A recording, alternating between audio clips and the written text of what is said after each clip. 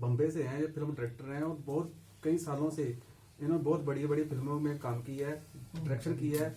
और आजकल ये हमारे करनाल में आ गए, सौभाग्य है कि हमारे ऑफिस में आ गए, आज पत्रकारों से रूबरू हो रही है।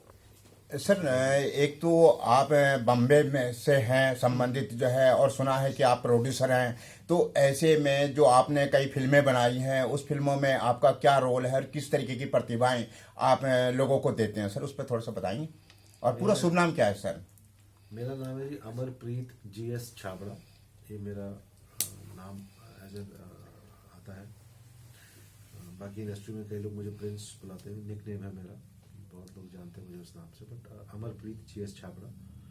मैं डायरेक्टर हूँ जी। तो मैंने अभी हनीमून जो फिल्म आई है पीछे, जो 100 डेज की है थिएटर में, 25 साल के बाद 30 साल की पहली फिल्म है जिसने थिएटर में 100 डेज की है, पंजाबी पिक्चर है। गिप्पी गरेवाल, जैस्मिन भसीन, करणजीत अनमोल, उसके राइटर नरेश कथूरिया, म्यूजिक और लिरिक्स जानी बी प्राग के हैं, produce by Harman Baweja and T Series. तो एक अच्छी बात यह है कि बहुत बड़ी फिल्म थी, बॉम्बे के प्रोड्यूसर्स ने प्रोड्यूस की पंजाब के लिए अच्छी बात है कि हम आए और ये फिल्म कामयाब हुई। उसके पहले हमने हैप्पी गो लकी बनाई थी, बहुत सारे शोज किए मैंने टीवी पे, महाभारत, वीरा, यम हम, संयोग, सलीम अनारकली, चंद्रशेखर, नीली छतरी वाले, चिड़ियाघर, छोटी सौदागरी, तो बहुत सारे शोज भी किए। सीरियल सारे जो हैं शोज थे। और उसके पहले मैं असिस्टेंट था हैरी बोजा जी के साथ, मैंने उनके साथ कम से कम 10 से 12 साल एज एन असिस्टेंट काम किया, एसोसिएट काम किया, फिर एज ए डायरेक्टर काम शुरू किया और बहुत सारे म्यूजिक वीडियोस डायरेक्ट किए। एक टॉप टक्कर हमारा बादशाह के साथ बहुत पॉपुलर हुआ था, रश्मिका मंदाना थी जिसमें, सतेंद्र सरताज जी के साथ किया।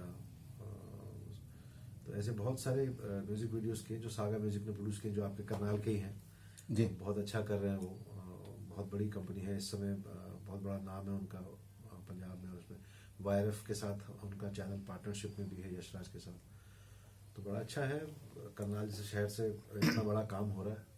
सर जिस तरीके के आप प्रोड्यूसर्स हैं, तो बहुत सारे आप लोगों ने जो है लोगों को जो है चांस भी दिए होंगे, तो कोई ऐसी प्रतिभाएं हैं जो आपके माध्यम से जो है फिल्मी स्टार बने हो? नहीं, देखिए प्रतिभा तो जिसकी होती है वो, हम लोग तो, मैं तो डायरेक्टर हूँ, मैंने तो पहले काम किया तो बड़े स्टार्स के साथ ही काम किया।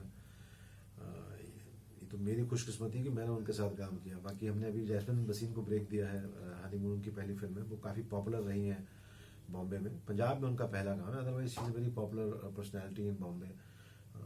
बिग बॉस में थी, खतरों के खिलाड़ी में थी, बहुत सारे उन्होंने शोज़ किए, एड्स किए हैं। तो वो पंजाब में लाने का जो क्रेडिट है उनको, वो हम बोल सकते हैं कि हाँ, उस टैलेंट को हम पंजाब में लेके आए और मुझे लगता है आगे बहुत बड़ा नाम करेंगे वो। सर कब आपने स्टार्ट किया सर ये इस लाइन में, कब आए आप? मैं 94-95 में आया था एज एन असिस्टेंट, एसजी को ज्वाइन किया। सर हिंदी में बनाते हैं, पंजाबी फिल्मों में भी ज्यादा योगदान, यानी हिंदी फिल्मों में ज्यादा योगदान है पंजाबी में? शुरुआत हिंदी से ही की थी, बट अभी रिसेंटली मैं पंजाब में ही ज्यादा काम कर रहा हूँ, तो पंजाबी फिल्में ही कर रहा हूँ। मेरी नेक्स्ट फिल्म भी गिप्पी गरेवाल और उनके बेटे के साथ, जो उनका बेटा है शिंदा, उनके साथ ही है, शिंदा शिंदा नो पापा। एक फिल्म हमारी सारेगामा, अपना वो सारेगामा प्रोड्यूस कर रहा है जो म्यूजिक कंपनी है, और एक फिल्म मेरी जो है वो सागा म्यूजिक कंपनी के साथ है, जो का नाम है, जिसकी मैं सिटिंग करने यहाँ आया हूँ, जिसकी कहानी पे काम चल रहा है, जिस वजह से मैं यहाँ पे हूँ। सर आपका तो पंजाब का सफर कैसा रहा?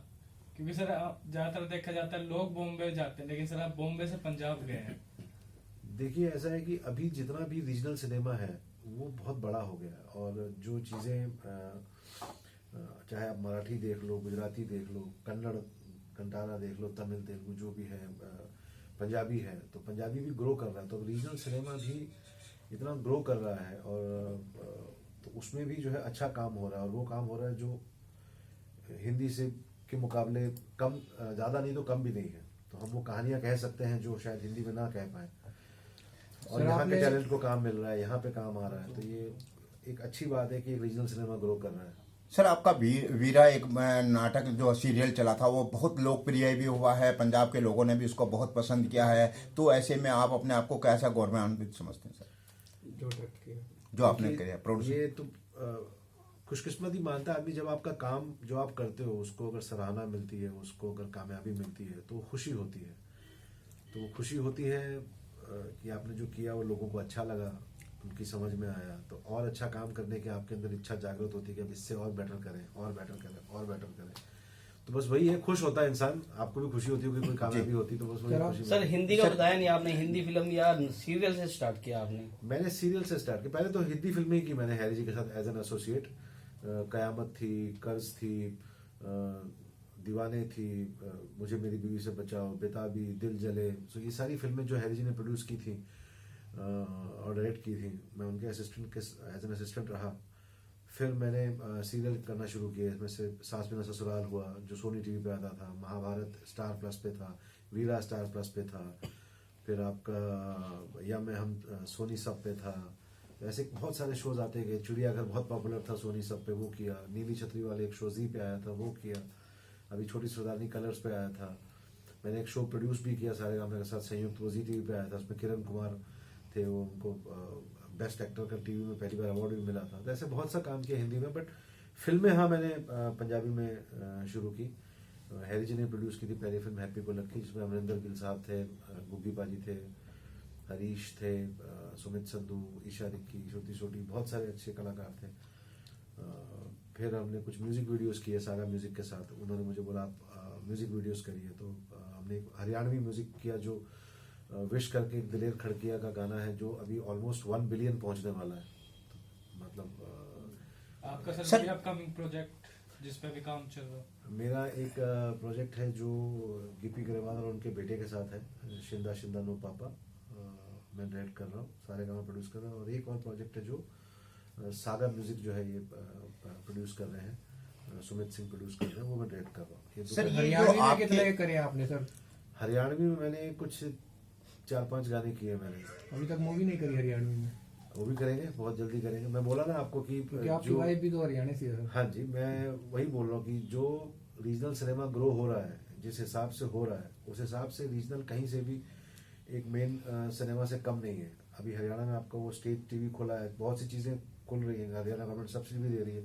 तो जहाँ जहाँ गवर्नमेंट सपोर्ट करती है, जहाँ जहाँ वो प्रमोट करेंगे, तो वैसे वैसे सिनेमा भी आएगा, लोग आएंगे, बनाएंगे, देखने वाले जब देखेंगे तो चीजें बड़ी होंगी। तो अभी हरियाणा भी ग्रो कर रहा है, जैसे पंजाब ग्रो कर गया है और कर रहा है, अब हरियाणा की शुरुआत हो चुकी है।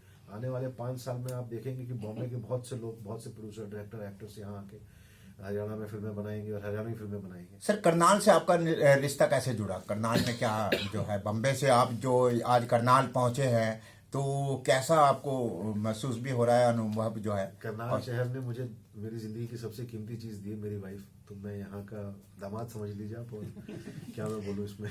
जी। फिल्मी पर्दे और टीवी के बाद अब मोबाइल का जमाना है। हाँ जी, ऐसे में भविष्य क्या है अगर फिल्मी दुनिया की बात करें तो? देखिए फिल्मी दुनिया तो कहीं नहीं जा रही, क्योंकि आप अगर बात करें थिएटर्स की, मेरे ख्याल से थिएटर्स जब पहले शुरुआत हुई थी, लोगों ने कहा वीसीआर आया तो बंद हो जाएगा, इतने सारे चैनल्स आए तो बंद हो जाएगा।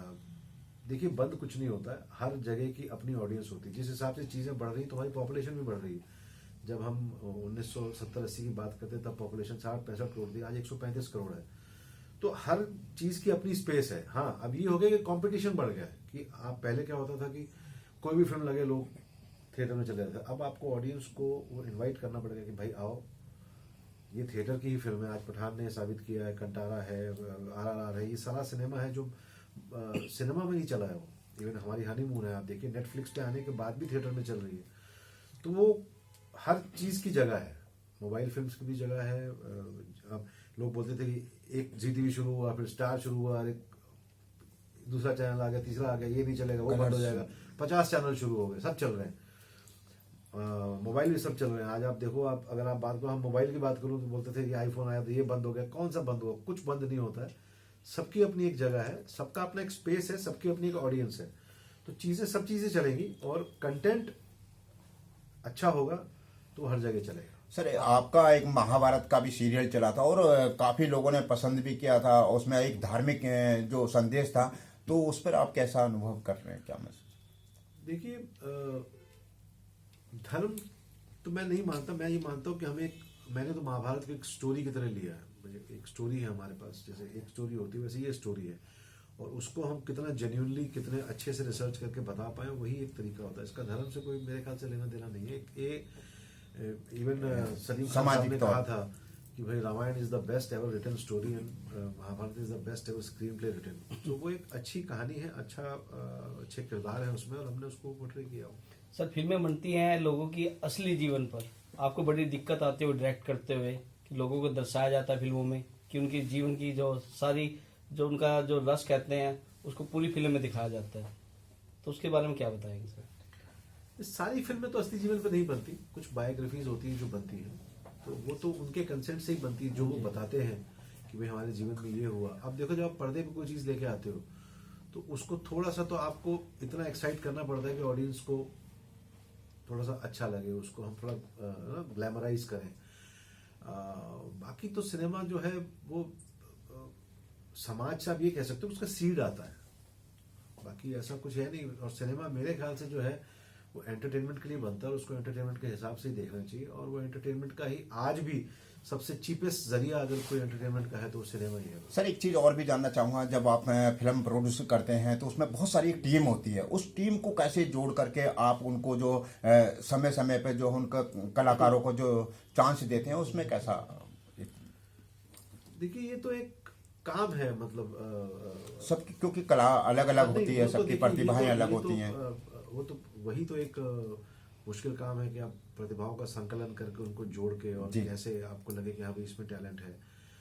तो कभी कभी क्या होता है कि वो टैलेंट काम करता है, कभी नहीं करता है। ये तो आपको लोगों को चांस देना ही पड़ेगा। आप कहीं पे भी चले जाओ, ये फिल्म लाइन की बात नहीं है, आप अपने यहाँ पे चले जाओ, आपके पास कोई पत्रकार आता होगा, कोई 10 लड़के आते हैं, उसमें से कोई बहुत अच्छा है, कोई ऐसा है, कोई कहीं पे फिट होता है, कहीं फिट होता है। ऐसे हर आदमी की अपनी अपनी जगह बनती जाती है, और जो काम ईमानदारी से करता है और जिसको काम आता है और जो एक्सेल करता है काम में, उसको हर जगह काम मिलता है। सर अभी विवाद और पठान फिल्म पे जैसे कपड़ों को लेकर विवाद हुआ, जो डायरेक्टर क्या उन्होंने नोट नहीं किया? आपसे भी गलती हुई होगी कोई ऐसी? ये ऐसा कोई विवाद नहीं है, और कोई भी कोई धार्मिक मुद्दों को लेकर बातचीत चलती है, फिल्म को कपड़े रोक दिया से क्या जाता है। धार्मिक लेना देना मुझे अभी तो आमिर लगता खान है। की एक फिल्म रोक दी गई है, वो हनुमान जी को चमड़े का ऐसे वो पहनाया गया, उसको लेकर विवाद चला हुआ है।